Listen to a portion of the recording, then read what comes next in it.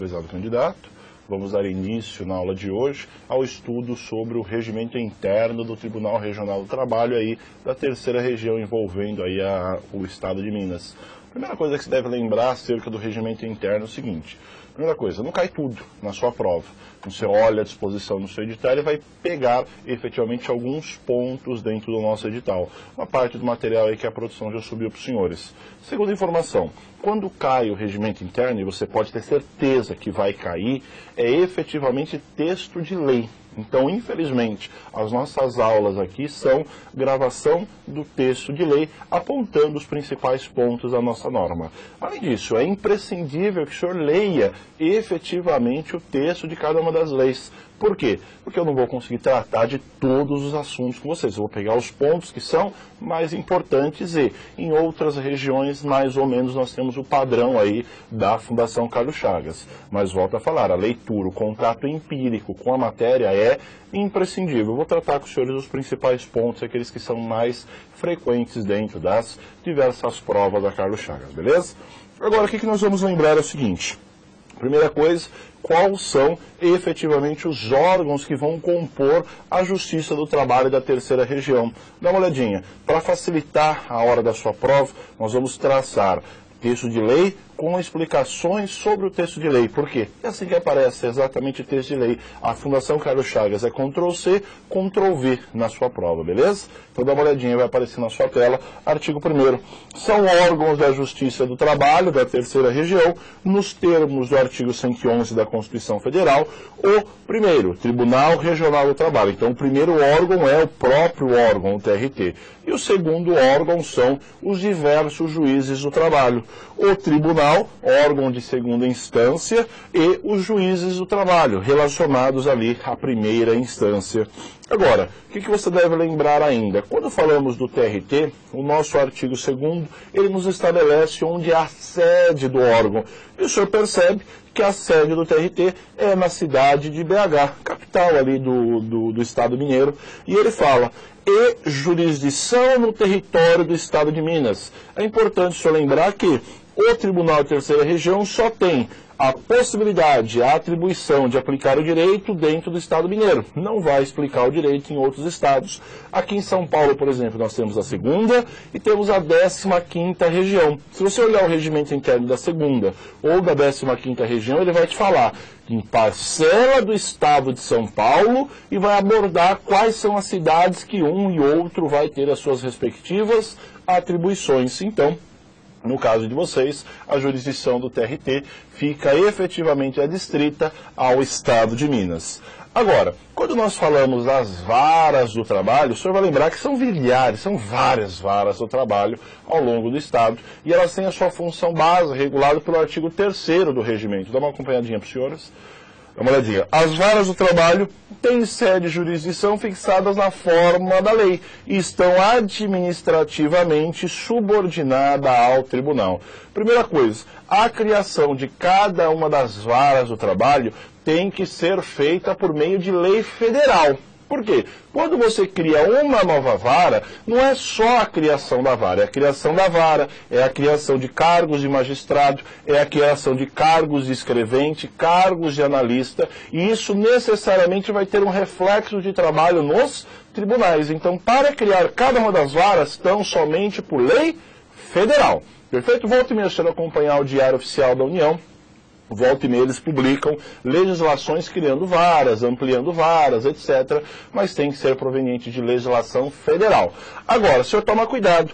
As varas do trabalho, elas não têm autonomia. Elas estão efetivamente subordinadas administrativamente ao tribunal. Ou seja, todas as determinações administrativas de cada uma das varas fica subordinada efetivamente ao tribunal. Numa análise sistemática, nós percebemos que cada uma das... Se você pegar o fórum, por exemplo, você vai na capital NBH, o fórum o trabalhista, ele tem várias varas. Essas varas dentro do fórum, em cada um desses fóruns, ela tem um diretor, o diretor do fórum. Ou seja, ele é o responsável pela via administrativa ali, mas ele é subordinado sempre ao tribunal.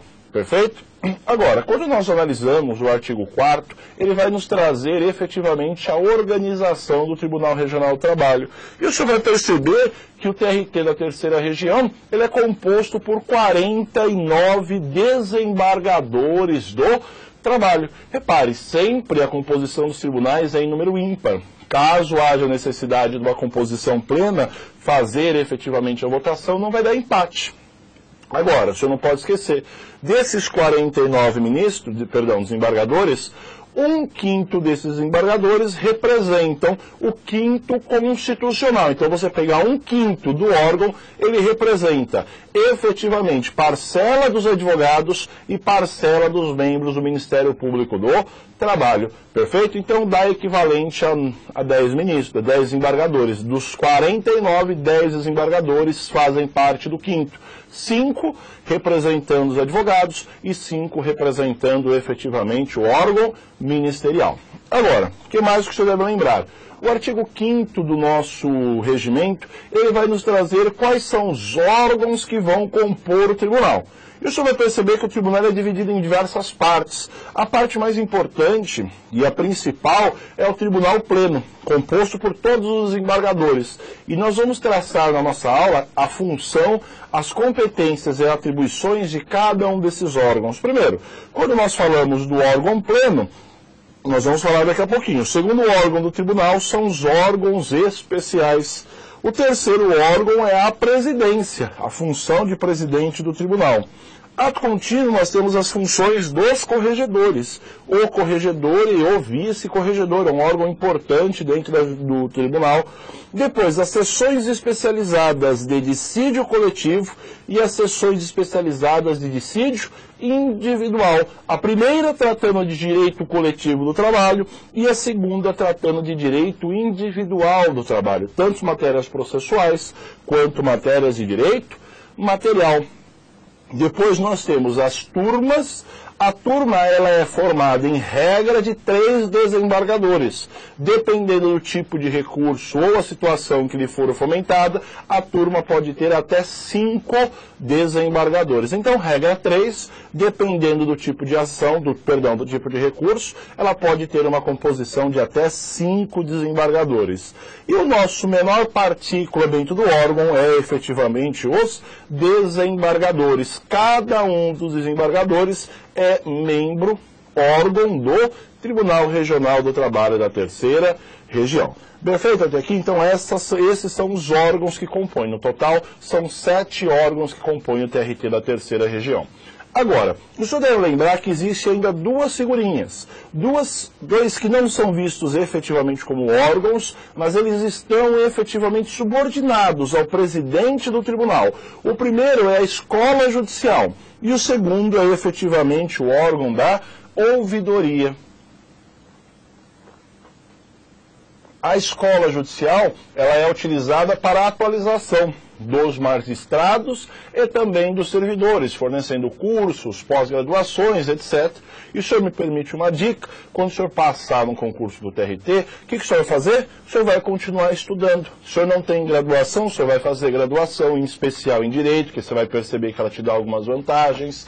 Se você já tem graduação, continue estudando, faça especialização, faça cursos, etc. Por quê? Uma boa parte do seu salário ela vai ser determinada pelo grau de estudo que o senhor tem. A escola judicial, a escola dos tribunais, isso tem em todas as regiões, elas fomentam efetivamente o estudo em direito do trabalho para aperfeiçoar os seus servidores. E o órgão da ouvidoria, ele é vinculado direto ao gabinete do presidente do TRT, e ele tem uma função, como o próprio nome fala, ouvir efetivamente os pedidos ou os reclames feitos pela população. Então, a ouvidoria é o primeiro órgão ali onde a população vai reclamar. Eles vão filtrar esses pedidos e, na medida do possível, dar a resposta, ou, dependendo do caso, encaminha para a corregedoria, encaminha para a vara, eles vão distribuindo ali de forma adequada as movimentações e as necessidades que lhe forem chegando. Beleza? Tranquilinho? Agora, aqui que você vai lembrar o seguinte, o artigo 9º, ele vai falar como vai funcionar o nosso tribunal. E você vai perceber que ele pode funcionar de diversas formas. Acompanhe comigo o artigo 8º.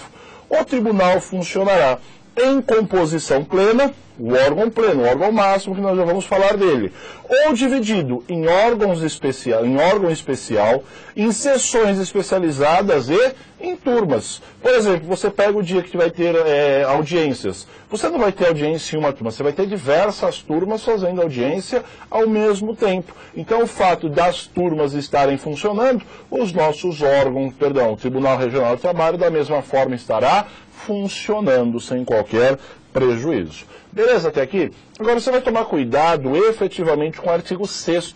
Ele nos traz quais são os cargos de direção dentro do nosso tribunal. Acompanhe comigo, ele fala o seguinte: constitui-se cargo de direção do tribunal o cargo de presidente, o primeiro vice-presidente, o segundo vice-presidente, o corregedor e o vice-corregedor. No total nós temos 5 órgãos, 5 pessoas que vão exercer efetivamente esse cargo de direção. São os cargos de gerência, os cargos de administração, cada um dentro das suas atribuições relacionados às funções do nosso tribunal. Então, são 5 os cargos de direção, sendo o mais importante, efetivamente, o cargo de presidente. Agora, toma cuidado, porque esses desembargadores que serão escolhidos efetivamente para exercer qualquer um desses cargos, serão feitos, eu vou te mostrar através das diversas eleições, eles podem ocupar no máximo 2 cargos de direção,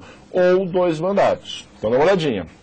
Acompanhe comigo o artigo 6º, parágrafo único.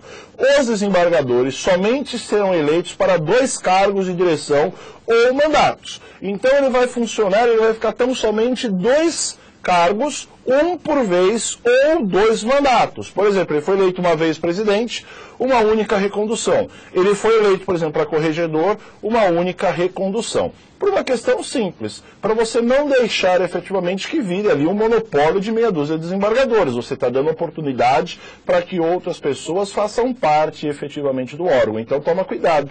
Esses desembargadores que forem eleitos, tanto para o cargo de direção quanto para os mandatos, eles só podem efetivamente ficar em 2 cargos, um depois do outro. Não dá para acumular mais do que isso, tá bom? Perfeito? Agora, o que mais que você vai lembrar é o seguinte: o artigo 7º, ele determina o tratamento protocolar, tanto do tribunal quanto dos seus membros. Acompanha comigo aí no artigo 7º, olha o que ele fala. O tribunal tem o tratamento de egrégio tribunal. Isso é tranquilo, toda vez que você for peticionar ao tribunal, nós começamos lá, egrégio tribunal, doutos desembargadores, aí você começa. E os seus membros? Agora dá uma olhadinha, quais membros? Aqueles que têm a designação de desembargadores ou de excelência. Na minha modesta opinião, não precisava você colocar que o desembargador é chamado de excelência. Isso já é prática forense. Não vai chamar o desembargador, ô meu camarada, ô meu brother. Não dá, você vai chamar ele sempre de excelência. Então, o artigo 7º, ele trata o tratamento protocolar do tribunal, como egrégio tribunal, e o tratamento dado aos desembargadores no exercício da sua função como excelência. Perfeito? Agora, toma cuidado aqui, ó, pode aparecer na sua prova uma perguntinha de pegadinha. Ó. Presta atenção, um pouquinho antes do que está de vermelho. E seus membros com designação de desembargadores. Não são todos os membros. Os senhores futuros funcionários do TRT são membros efetivamente desse tribunal, mas vocês não são, por enquanto, desembargadores. Vocês serão cargos de técnico do judiciário. Então, vocês não têm o tratamento protocolar de excelência. Perfeito até aqui? Agora, além disso, o artigo 7º ele ainda fala como será efetivamente o desenrolar dessas audiências. É bem interessante, acompanhe comigo aí na sua tela, olha o que ele fala.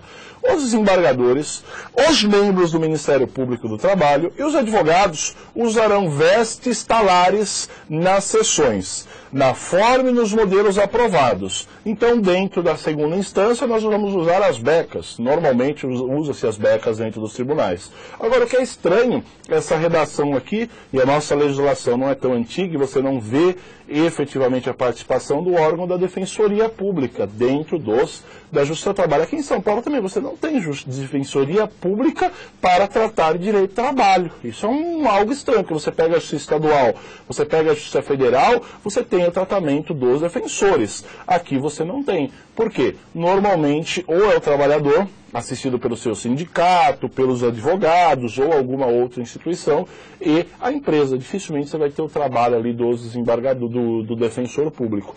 Agora, dá uma olhadinha na parte final, facultando o uso dessas vestes aí da beca nas varas do trabalho. Todo esse tempo que eu faço audiência, acho que eu vi 1 ou 2 juízes na vara do trabalho com beca, que eu quase nunca vejo. Agora, na segunda instância, no dia da sessão das turmas, eles vão de beca. Mas, fora disso, você entra no gabinete do desembargador, ele não vai ficar de beca o dia inteiro, é só dentro das sessões, tá bom? Agora, na vara, acho que você me treinou, acho que eu vi 1 ou 2 juízes. Um na Barra Funda e outro lá em Mogi. O juiz de Mogi era substituto. Eu lembro uma vez que eu fui fazer audiência pela universidade lá, e ele estava de beca. Mas não é tradicional, nas varas você vê isso não. Na segunda instância é normal. Agora, o que mais que você vai lembrar é o seguinte. Vamos lá. Artigo 9º, texto de lei. Acompanha comigo. Dá uma olhadinha, a produção subiu. Determinar-se-á a antiguidade dos magistrados. Então você vai perceber que o magistrado, ou ele é magistrado de carreira, aprovado em concurso público de provas e títulos, se o senhor tiver condição, depois que o senhor passar no tribunal, e o senhor tiver bacharelado em direito ou for fazer, é uma carreira bacana pra caramba, o senhor virar efetivamente juiz do trabalho, é uma carreira bem promissora ali, dá para você conseguir passar. Agora, dá uma olhadinha, determinar-se-á a antiguidade dos magistrados, sucessivamente. Então, quem vai ser o magistrado mais antigo? Repare, não necessariamente é o magistrado mais velho em idade. Olha o que ele fala, determinar-se-á a antiguidade do magistrado sucessivamente pela posse. Então, aquele que tomou posse mais antiga é o magistrado mais antigo. Segundo, pela data da publicação do ato de nomeação ou de promoção. Então, a nomeação é onde ele vai não ser nomeado efetivamente a um dos cargos. Ela ocorre junto com o ato de provimento do cargo. Então, da data da publicação é o mais antigo. Depois, pelo tempo de serviço na magistratura do trabalho na terceira região. Ou seja, aquele juiz que foi aprovado em concurso mais cedo do que outros, ele tem mais tempo de serviço. Olha que interessante, pela classificação no concurso, é o 4º critério. A classificação que o senhor ficou no concurso vai determinar quem é efetivamente o magistrado mais antigo. Agora, olha que legal, o 5º, pelo tempo de serviço público. E ele não condiciona o tempo de serviço ao órgão do tribunal. Pode ser qualquer serviço público. Então, vamos imaginar, o senhor é funcionário da prefeitura. Há 10 anos, prestou o tribunal e passou. E outra pessoa acabou de passar, você já tem efetivamente mais tempo de serviço público do que outros. Agora, dá uma olhadinha. Pela data da abertura da vaga. Quando a vaga foi aberta, ela também vai determinar a antiguidade. E a última situação é a efetiva idade dos magistrados. Então, repare, a idade, não necessariamente o magistrado mais velho, com mais idade, é o mais antigo. Ele pode também ser o mais antigo, mas não necessariamente. Se tiver empatado 2 desembargadores ou 2 juízes, você vai analisar todos os outros critérios, só para então chegar no 7º critério. Perfeito até aqui? Agora, o artigo 10º, ele vai tratar efetivamente do termo de posse do Tribunal Pleno. Dá uma olhadinha na sua tela aí, olha o que ele fala. Os desembargadores, o presidente, o primeiro vice-presidente, o segundo vice-presidente, o corregedor e o vice-corregedor, diga-se passagem, os 5 pessoas, mais o desembargador que compõe o cargo de direção do tribunal, tomarão posse perante o Tribunal Pleno. Então vai se reunir todos os desembargadores para dar posse a essas pessoas. E prestarão compromisso de cumprir os deveres do cargo em conformidade com a Constituição, as leis da República e o regimento interno, lavrando-se o respectivo termo, que será assinado pelo presidente da sessão, pelo empossado e pelo secretário-geral da presidência. Toma cuidado, quem vai assinar é o presidente, é o empossado, ou seja, quem estiver tomando posse, e o secretário-geral da presidência. Essas cerimônias normalmente são cerimônias muito bonitas. Muitos desembargadores e esses outros cargos de direção peçam compromisso, efetivamente, de respeitar o cargo. Pena que alguns esquecem ao longo da carreira, eles vão esquecendo. Devia ter essas cerimônias todo ano para eles lembrarem. Ai, professor, é verdade, você vai perceber que muitos se esquecem do juramento que eles fazem. Continua. Artigo 10º, parágrafo 1º, ele fala: a requerimento do interessado, a posse será dada pelo presidente do tribunal ou seu substituto ad referendo do Tribunal Pleno. Então, a posse de qualquer uma dessas pessoas será dada pelo presidente do tribunal. Ali é um ato mais simbólico, o presidente entregando a posse a qualquer uma dessas pessoas. Entretanto, às vezes o presidente não pode, ele vai ser substituído por outra pessoa. E o substituto do presidente, ele tem que ser efetivamente aprovado pelo tribunal. Então, vai ser escolhido quem é o substituto e o nosso órgão pleno vai efetivamente referendar a escolha do... concordamos com a escolha e essa pessoa vai representar o presidente em substituição. Perfeito? Agora, 10º parágrafo 2º, ele fala: a posse e o exercício ocorrerão no prazo de 30 dias após a publicação no órgão oficial. Então, dá uma olhadinha. O ato de posse é o fato de você ser efetivamente empossado no cargo. Então, é a partir do ato de posse que você efetivamente se transforma em funcionário. O exercício é quando você efetivamente inicia as suas funções, inicia seu trabalho. Então, a posse e o exercício dessas pessoas que nós estamos tratando no artigo 10º ocorrerá no prazo de 30 dias após a publicação. Então, saiu publicado no Diário Oficial, o senhor tem prazo de 30 dias. Agora, olha o que está de vermelho. É possível a prorrogação da posse do exercício? Dá uma olhadinha, cabendo a prorrogação a requerimento do interessado por igual período. Professor, posso então prorrogar nessas hipóteses do artigo 10 o prazo da posse? Pode, por exemplo, desembargadores ou pessoas que têm viagem marcada, no caso das pessoas elencadas no artigo 10, tá bom? Não esqueça disso. As pessoas elencadas no artigo 10º, eles têm, por exemplo, viagem marcada, eles podem pedir para prorrogar até 30 dias, porque vai cair, por exemplo, no meio de viagem, alguma coisa, não tem prejuízo nenhum, tranquilo? Agora, o artigo 10º, parágrafo 3º, ele trata da seguinte situação: os presidentes de turma tomarão posse perante o órgão que os elegeu. Cada uma das turmas, composta por 3, ou, dependendo do caso, por 5 desembargadores, vão tomar posse perante o órgão que o escolheu. Então, quem o escolheu vai efetivamente lhe dar a posse. Agora, artigo 10º, parágrafo 4º, ele fala: na posse dos desembargadores não haverá discurso. Agora, repare, na posse de desembargador, eu posso ter discurso na posse do presidente, do primeiro vice-presidente, do segundo, do corregedor ou do vice-corregedor. Agora, imagina, cada desembargador que for tomar posse, ele quiser fazer o discurso. Nós saímos só depois de 3, 4 dias, então evita-se efetivamente esse tumulto por conta do discurso dessas pessoas. Beleza até aqui? Tudo tranquilo? Você percebe, é bem facinho aqui o nosso regimento interno, são poucas questões efetivamente problemáticas. Dá uma olhadinha na sua tela, vai aparecer o artigo 11, olha o que ele fala. Os magistrados que forem cônjuges, companheiros ou parentes consanguíneos ou afins, em linha reta ou colateral até o 3º grau, não poderão integrar a mesma sessão especializada ou turma do tribunal. Dá uma olhadinha, nós tratamos disso quando falamos efetivamente das questões relacionadas à imparcialidade dos nossos magistrados. Pelo fato de ter ele e o seu cônjuge no mesmo órgão, ele efetivamente vai ter o seu conteúdo ali prejudicado. Ora, um marido e a mulher funcionando na mesma turma ou na mesma sessão especializada não dá certo. Então, efetivamente, fica prejudicado. Eles não podem funcionar na mesma turma ou na mesma sessão, beleza? Tranquilinho isso aqui? Agora toma cuidado com a redação do parágrafo único, ele traz outros 2 órgãos. Então vamos voltar aqui, só para o senhor enxergar. O 10º caput trata da sessão especializada de dissídio individual ou sessão especializada de dissídio coletivo. E qualquer uma das turmas do tribunal, não importa qual da turma. Agora, o parágrafo único do mesmo artigo 10, ele trata do órgão pleno e efetivamente do órgão especial. Então são 4 órgãos diferentes. Os 2 primeiros, sessão especializada e turma, e os 2 últimos, tribunal pleno e o órgão especializado. Olha o que ele fala.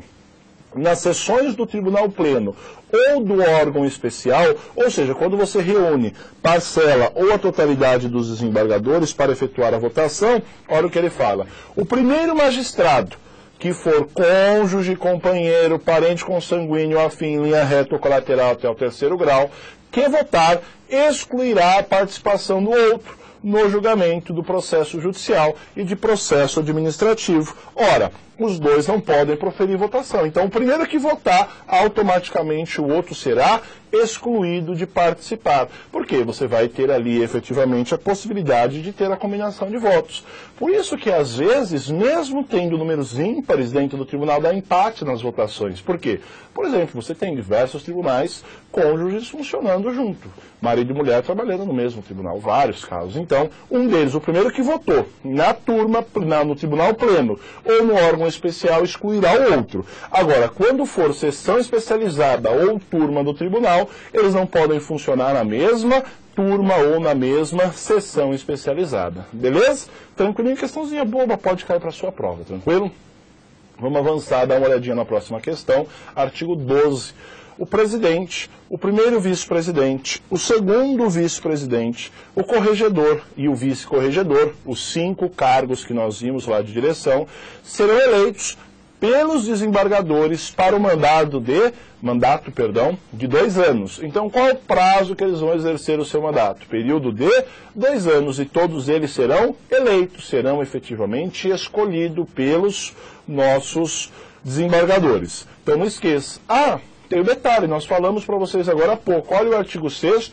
Quantos mandatos essas pessoas, esses desembargadores terão? Dá uma olhadinha na sua tela. Ele vai ter, no máximo, 2 mandatos, perfeito? Professor, mas peraí, ele pode ter 2 presidentes, 2 corregedor? Não, no máximo 2 em qualquer um deles. Ou seja, vamos imaginar o seguinte, se ele foi presidente 2 anos, depois ele foi corregedor, já ele não pode exercer, mas qualquer outra dessas funções, beleza? Tranquilinho? Agora, o que nós vamos lembrar ainda? O nosso artigo 12, parágrafo 5º, ele nos fala aqui de algumas questões relacionadas, 12 e 5º, ele trata de umas questões relacionadas efetivamente ao cargo. Dá uma olhadinha, vai aparecer na sua tela. Para cada cargo, poderão inscrever-se, mediante ofício do interessado ao presidente, com antecedência de até 10 dias, todos os desembargadores. Então, quem pode concorrer a cada um desses 5 cargos? Qualquer um dos desembargadores, desde que o faça com 10 dias de antecedência, mediante ofício endereçado ao presidente. Agora, olha que bacana. Porém, concorrerão ao pleito somente os 5 mais antigos dentre os inscritos. Então, vamos imaginar, nós temos 49 desembargadores, 10 se inscrevem para ser presidente. Todos eles vão concorrer ao pleito? Não.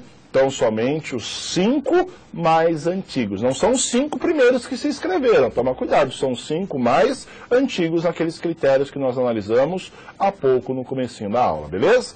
Agora, o que você deve lembrar é o seguinte, artigo 12, parágrafo 2º, ele fala: a eleição dar-se-á por aclamação, desde que haja apenas um candidato para o cargo, e aprove-a perante unanimidade dos presentes. Primeira coisa, esta situação do 12, parágrafo 2º, são somente naquela situação onde existe apenas um candidato. A aclamação aqui ela deve ser entendida como, só temos um candidato, nós vamos concordar efetivamente com a aprovação. Todos vão aclamar essa pessoa, vão automaticamente determinar que ele vai ser presidente, vice-presidente, dos cargos efetivamente afins. Agora, se tiver mais de um inscrito, vai ser feita votação individual. Vota em um ou vota efetivamente em outro. Tranquilinho? Agora, dá uma olhadinha, 12, parágrafo 3º, ele nos trata do período das eleições. Realizar-se-á a eleição na terceira quinta-feira do mês de outubro, ou, não havendo expediente, no primeiro dia subsequente. O mês de outubro aqui nós vamos realizar na terceira semana a votação. Então, para o tribunal, na quinta-feira da terceira semana de outubro, vai fazer a votação necessária. Se tiver fechado por conta de um recesso ou de algum feriado, o primeiro dia útil subsequente, beleza? Agora, A posse dos eleitos, ela também é fixada no nosso regimento. Olha o que ele fala. Os eleitos serão empossados até a terceira semana do mês de dezembro, ou seja, um pouquinho antes do Natal, e o exercício ocorrerá no primeiro dia de janeiro. Ou seja, a mesma coisa que a posse do presidente ou efetivamente qualquer outras pessoas que exerçam esses cargos. Por quê? Você escolheu a pessoa, ele foi efetivamente votado, ele vai tomar posse no primeiro dia, perdão, ele vai iniciar o exercício no primeiro dia de janeiro. Beleza até aqui? Agora, mais algumas redações, mais algum conteúdo. Artigo 12, parágrafo 6, é o que ele fala.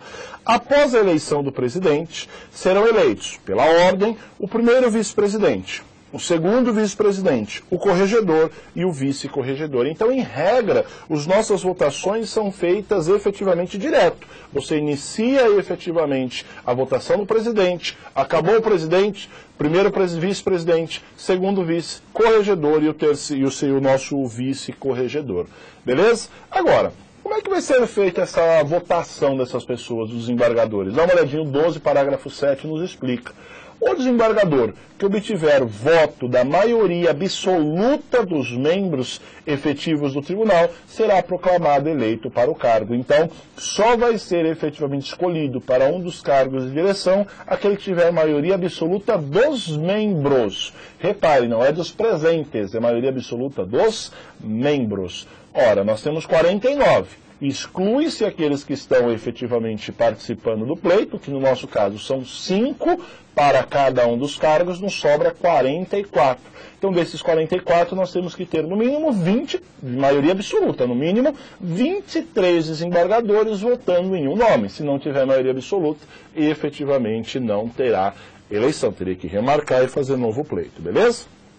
Agora, o artigo 12, parágrafo 10º, fala o seguinte: é vedado votação por carta ou por representação. Ora, já pensou se pudesse? O desembargador ia mandar uma cartinha, ó, vota em fulano de tal para mim. Não, tem que ir, efetivamente, a votação é presencial. E a votação é presencial e por ato personalíssimo. Só o desembargador pode votar. Ele não pode mandar uma cartinha, mandar efetivamente um representante. Beleza até aqui? Na aula que vem nós vamos iniciar o artigo 14, falando ainda da continuidade das nossas votações. Perfeito? Estude regimento interno, ele é uma norma bem simples, ele aparece sempre algumas, 2 ou 3 questões na sua prova.